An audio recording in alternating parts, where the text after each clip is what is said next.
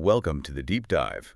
We sift through some really fascinating sources, try to cut through the noise, and, well, hand you the most potent nuggets of knowledge. And today, you're getting a shortcut, really, to understanding one of the most powerful forces shaping modern business and leadership. Just imagine an organization where every challenge isn't met by just one brilliant person. Right. But by like a vibrant chorus of diverse voices, everyone contributing something unique, something vital. That's the kind of power we're exploring today. We're going to unpack this really insightful concept, harnessing collective intelligence, the Tao Way to Supercharge Transformation. It's a great topic. Yeah, and our deep dive today, it's all about figuring out how organizations can genuinely tap into the wisdom of their entire ecosystem. You mean like employees, customers? Exactly. Employees, customers, even, their toughest critics. Yeah. Using all that input to innovate, transform, and really thrive, especially now when things feel so turbulent. Turbulent is definitely the word. So we've gathered some compelling insights, especially from Brian Bacon over at Oxford Leadership Group, plus some really great real-world examples that bring this whole idea to life. Ready to dig in? Let's do it. Okay, so at its heart, this collective intelligence idea. Yeah. It's like assembling the ultimate team, maybe, to solve a really complex puzzle. Yeah, that's a good way to put it. Where all the different pieces from different people reveal a clearer, bigger picture. The core idea seems simple, but kind of profound. The wisdom of a diverse group often just blows away even the smartest individual. Right. And we often assume, don't we, that the smartest person in the room, they've always got the best answer. Totally. It's almost ingrained. It is deeply ingrained, yeah. But what's really fascinating and honestly quite counterintuitive is that it's often not about that single brilliant mind. James Surowiecki, he argued this brilliantly in The Wisdom of Crowds. He actually said, if you can assemble a group of people who know less than one expert, but who have a diversity of perspectives, their collective judgment can trump that of the expert. Wow. So less individual knowledge, but more diverse perspectives wins. Exactly. What's really insightful there is the diversity. That's the magic ingredient. So if that holds true, the big question for organizations has to be, how do we actually tap into this? Right. How do you systematically use this often underestimated resource? Yeah, for better decisions, more accuracy, and maybe most importantly, for genuine breakthrough innovation. That really is a potential game changer. So, okay, what does this look like in the real world when companies actually do this? You mentioned Leo before. Sounds like a story of near collapse and then this incredible comeback.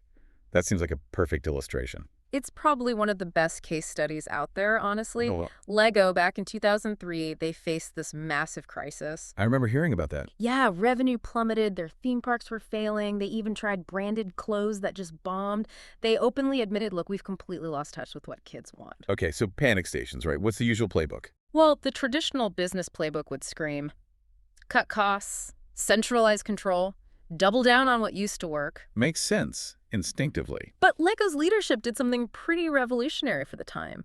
They basically tore up that playbook. Really? Yeah. Instead of tightening control, they did the opposite. They opened up their design process to their entire ecosystem, fans, customers, even their harshest critics. Wow, okay. How do they even do that? Well, one key thing was launching Lego Ideas. Brilliant platform, really. Anyone could submit concepts for a new set. Literally anyone. Anyone. And if an idea got 10,000 backers online, Lego promised to seriously consider producing it. That's huge. So what happened? It changed everything. First off, their critics. They became collaborators. No way. Yeah. Adult fans, the ones who initially hated the, quote, dumbed down sets, Lego didn't just listen. They flew them to Denmark.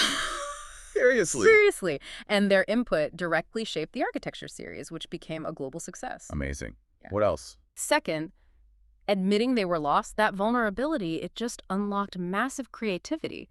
It gave everyone permission to rethink everything. Ah, interesting. Kids started testing sets more seriously. Teenagers influenced designs. One kid even had this idea for a space shuttle and became an official best-selling set. That's fantastic. And finally, crucially, it wasn't just random crowdsourcing. They built proper systems. It wasn't about ego. Clear rules, transparent voting, fan designer summits, a repeatable process. So structured collaboration. Exactly. And the results, astounding.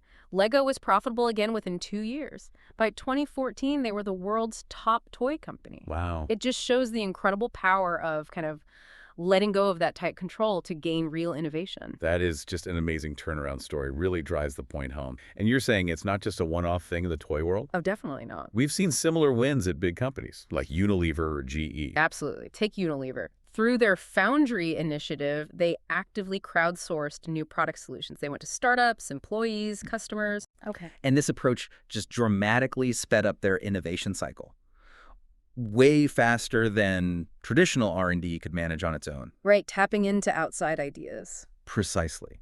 And similarly, GE's Ecomagination Challenge. They tapped into their external ecosystem, academics, inventors, other companies, to solve really complex green energy problems. And did it work?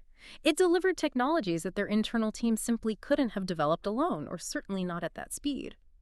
So if you connect these examples to the bigger picture, it clearly shows how proactively engaging with that wider ecosystem unlocks incredible value.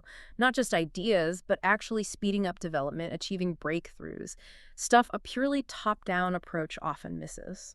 That's really powerful evidence for opening things up. Mm-hmm. But it makes you wonder what happens on the flip side. When organizations don't do this, when leaders just cling to that old playbook, try to control everything from the top, I'm guessing it's a very different story. Precisely. And you've really hit on a critical point there. The contrast is stark, actually. How so? Well, that command and control style, it might seem efficient, maybe give you a short-term boost. Right. That's decisive. Exactly. But the research consistently shows it's a recipe for eroded morale, deep disengagement in the long run. But organizations that actively use collective intelligence, what we might call participative leadership, they see real benefits. Like what? Better employee retention, for one, more accurate decisions, more innovation. The whole metaphor kind of shifts here. How do you mean? Instead of seeing organizations like rigid machines, cogs and wheels, we need to see them as living, adaptive systems. Okay, living systems. Yeah, treating them like machines, that just breeds fragility. It stifles innovation, especially in the complex, fast-changing world we live in now. So that old model is just brittle. Very brittle. And studies back this up. Aggressive cost-cutting forced top-down changes. They're just not sustainable. Yeah. There was a 2024 analysis, for instance. Yeah. It found that while mass layoffs might give you a quick bump in the quarterly numbers. Which shareholders might like initially. Right, initially. But they often come with this huge hidden cost. Trust breaks down, creativity plummets, and future growth gets undermined because your remaining employees are scared or disengaged, and things just don't work as well day to day. So the short-term fix creates a long-term wound. It feels almost counterintuitive to what maybe traditional leadership might preach. Absolutely. And the evidence is really mounting. We've seen this play out in some pretty high-profile failures. Like what? Any examples? Well, take Nike's supply chain overhaul back in 2001. They rolled out new software really rigidly, top-down, no piloting, no real feedback loops. Oh. Yeah.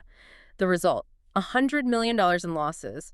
Massive inventory chaos, just a mess. Oh, okay. Then there's BlackBerry, remember them? Of course. Painfully. Well, their decline was heavily influenced by that command and control decision-making. They ignored input from developers, from customers. They just completely missed critical market trends. And the iPhone ate their lunch. Pretty much. And even GE Digital. Huge, ambitious, top-down transformation initiative. But it stalled. Why? A profound lack of employee engagement and collaboration. It just drained resources and really hurt morale. So these cases really show that sticking to rigid control, sacrificing adaptability, it often leads to big, costly failures. Definitely. It really raises an important question, doesn't it? Are leaders maybe inadvertently sabotaging their own long-term success by clinging to these, frankly, outdated models? So if clinging to that old top-down control leads to these kinds of failures, and now we're facing even more turbulence, with AI, rapid tech shifts. Right. The pace is relentless. Then the stakes for actually adopting collective intelligence seem higher than ever. It's not just about avoiding disaster anymore. It's about seizing the opportunity, right? Spot on. This new reality, it must demand a different kind of leader, doesn't it? Yeah. What sort of qualities are emerging as essential now? And how do they connect back to this idea of leveraging the group? You've absolutely captured the urgency. This period we're in, it's marked by significant CEO turnover globally. I saw headlines about that. Yeah, a record 202 departures in 2024 alone. That's a 9% increase. It really underscores a new leadership imperative. Companies are increasingly looking for leaders with, yes, strong financial acumen, but also real digital readiness. Financial and digital savvy. Exactly. And what's particularly interesting for our discussion is the kind of surprising rise of CFOs stepping into CEO roles. Oh, really? The finance chiefs? Yeah, about a third of FTSE 100 CEOs now come from a finance background. That's up from 21% just back in 2019. Wow. And in the U.S., 8.4% of vacant Fortune 500 or S&P 500 CEO seats were filled by CFOs in 2023. That's the highest on record, especially common in tech and those sectors heavily disrupted by AI. That is a fascinating trend. So these new leaders aren't just, the traditional bean counters. They bring something different. Exactly. That's the key. These leaders, often coming from that CFO background, they bring a very data-driven mindset and often a deep understanding of technology's role. But crucially, this isn't just about cutting costs anymore. It's about leveraging collective intelligence in new ways. They tend to excel at drawing insights from all the data, internal, external. They're good at empowering diverse teams, often using AI-powered tools now for efficiency and innovation. And they cultivate that culture of customer obsession, again, often using data. So finance background, but tech and people focused. Yes. And think about true cost leadership. Like IKEA exemplifies it. It doesn't come from just ruthless cuts. It comes from operational innovation, often fueled by employee input. That's sustainable. Right. Getting smarter, not just leaner. Precisely. So for leaders navigating today, the future fit skills seem pretty clear. Ethical deployment of AI and tech is huge. Technology readiness and adaptability. Deep customer obsession. Financial rigor, making every dollar count effectively. And crucially, a culture of empowerment. It sounds like a demanding mix. It is. And this period of disruption and turnover, it's a critical signal for leaders, for boards, for investors too. Investors, how so? Yeah. Well, companies prioritizing leaders who understand both the balance sheet and the digital frontier, who can foster that collective intelligence, they're likely setting themselves up for better resilience. It's an indicator. That makes a lot of sense. Okay, so if the old machine approach to leadership is clearly failing, and this new type of leader is emerging, what's the alternative way to think about leading? Yeah. Our source material offered this beautiful analogy, didn't it? Leading like a gardener. It's a really insightful analogy, yeah. Because it fundamentally shifts our perspective. How does it do that? Instead of seeing organizations as these rigid, predictable machines, we start viewing them as living systems. Living systems. Interconnected, adaptive entities, fueled by the collective energy and intelligence of everyone involved, employees, customers, critics, partners. Russell Ackoff put it perfectly. A system is never the sum of its parts. It's the product of their interaction. Ah, the interaction is key. It's everything. Think of a great sports team. It's not just having star players. It's how they move together, anticipate each other, adapt in real time. That's the interaction. That's how we need to view organizations. So what are the principles of this living systems approach then? Well, key things include interdependence and diversity, cross-functional teams. Varied perspectives are vital for strength. Then there's self-organization, and emergence innovation thrives when you empower people to co-create. Letting go of control again. Exactly. You also need robust feedback loops, constantly learning from the entire ecosystem. And purpose-led collaboration, shared values are what really unlock engagement and creativity. Purpose matters. Hugely. C. Otto Scharmer, another thinker in this space, notes that leadership is about the capacity of the whole system to sense and actualize the future that wants to emerge. Wow. Sense and actualize the future. Yeah, it's about creating that shared awareness so you can have fast, flexible, fluid coordination. Okay, so that's the theory. Back to the gardener analogy. What does a leader acting like a gardener actually do day to day? How is it different from being a mechanic? Right. A leader as a gardener, they aren't trying to control every single outcome, like a mechanic fixing a broken engine. Right. Instead, they're focused on nurturing the conditions for growth, creating the right environment. The soil, maybe. Exactly, tending the soil. So that means actively sensing what's happening in the market, inside the company, clarifying purpose and priorities so everyone knows the direction, cultivating those vibrant ecosystems of relationships, not just rigid org charts. It definitely involves nurturing talent. adapting to changing conditions because the weather changes, right? And yeah, sometimes pruning for health, getting rid of things that no longer serve the system. Pruning. Interesting. Yeah, healthy systems need that too. It's also about seeding conversation and connection, empowering people to actually take action, and allowing space and time for things to develop organically, not forcing everything. Space and time, that feels important. Crucial. The essence of this mindset shift is really profound. Mechanics fix, gardeners cultivate, control constrains, healthy conditions liberate, machines wear out, ecosystems evolve. That's a powerful contrast. It really is. It's a shift from thinking you're the center egocentric to realizing everything's connected ecocentric.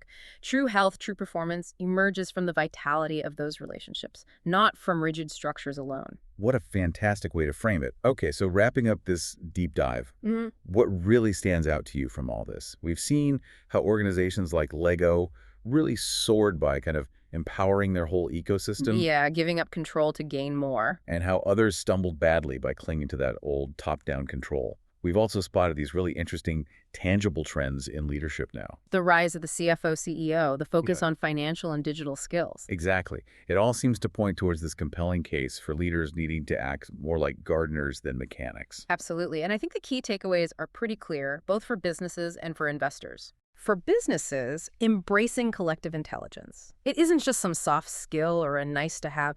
It's really a strategic imperative now. For survival, almost. For agility, for innovation, for resilience, especially in this rapidly changing world. It underpins sustainable transformation and long-term competitiveness.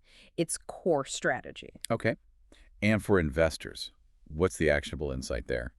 For investors, this translates directly into looking for companies that actually demonstrate these traits. Look at their leadership succession. Are they bringing in those future fit skills? Look at their approach to technology. Are they adopting it proactively, ethically? Look at their culture. Do they empower people? Do they engage their ecosystem? So those are signals. They're strong indicators, I think, of long-term sustainability and adaptability, especially as we navigate what looks like increasing turbulence ahead. You want companies built to evolve. That's a really powerful lens for evaluation. Building organizations that can truly evolve and thrive. Yeah. Okay, so a final thought for you, our listener. As you go about your week, maybe consider this. Where in your own world, could be personal, could be professional, where might you be able to lead like a gardener? Nurturing the conditions for collective intelligence, for good ideas to emerge, rather than maybe jumping in immediately to try and fix things like a mechanic. It's a great question. What unexpected wisdom might be waiting there, ready to be harvested in your own ecosystem if you just provide the right environment? Something to think about.